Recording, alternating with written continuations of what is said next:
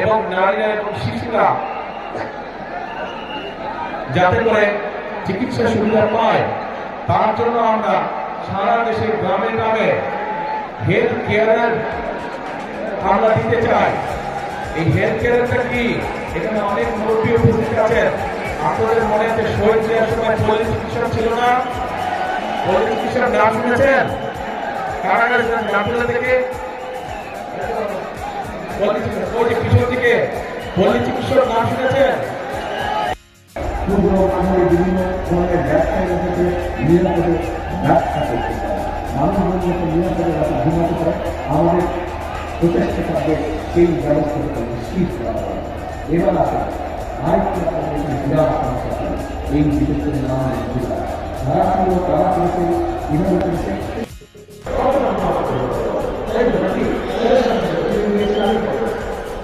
এই বিষয়গুলোর মাধ্যমে এই বিষয়গুলো প্রান্তিক মানুষ হিসেবে আছে তাদের কাছে আগে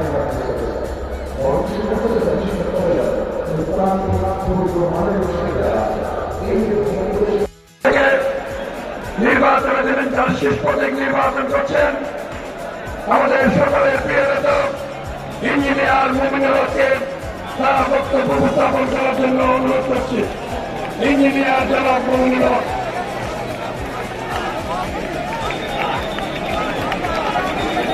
বিসমিল্লাহির রহমানির রহিম।